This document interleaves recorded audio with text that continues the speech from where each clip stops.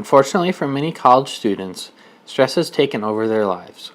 With finals week approaching for students across the country, many students have become overwhelmed about what to do. According to the Anxiety and Depression Association of America, 30% of students feel stress negatively affects their performance. 85% feel completely overwhelmed at one point, 42%'s biggest concern is anxiety, and 25% were taking psychotropic medication. Luckily at UMKC, there are many resources available for students, such as the Counseling, Health, and Testing Center, who offer counseling, therapy, and assessments, as well as many online self-help resources. We were able to speak with Jimena Piscina, who talked about her struggles and personal experience with mental illness. Some personal experience with mental illness is I myself deal with it.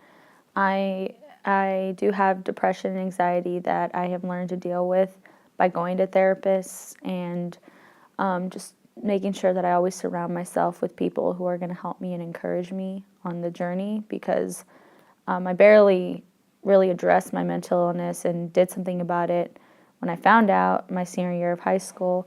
And it was hard at first because mental illness is sometimes a bit taboo, especially in different cultures, especially my culture, being Mexican and coming from a community where mostly our religious point of views don't really allow us to talk about mental illness and also suicide prevention or any of those things, just because it's something sad, I guess, and depressing.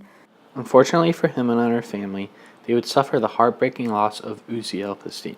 My brother did commit suicide not too long ago, just a year ago, because of unaddressed issues, which was his extreme severe anxiety, and also his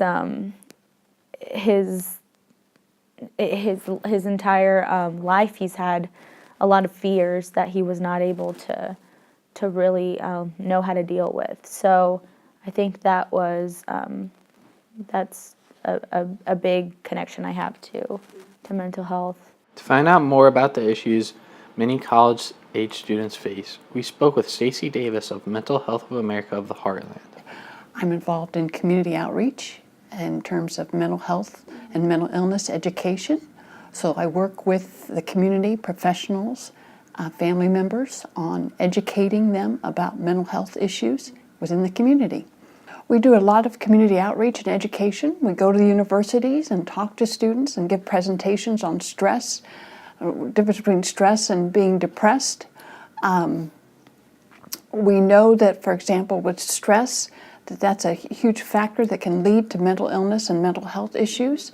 You know, it's kind of a situation where, like, if people do really well under stressful situations because that adrenaline is flowing and the brain chemicals are going, but all of a sudden, if people are constantly stressed over and over and over again, that those brain chemicals are depleted, and that affects the way a person thinks, feels, and acts, and that affects them in terms of their mental health and them getting some help, and that can lead to stress, can lead to depression and anxiety.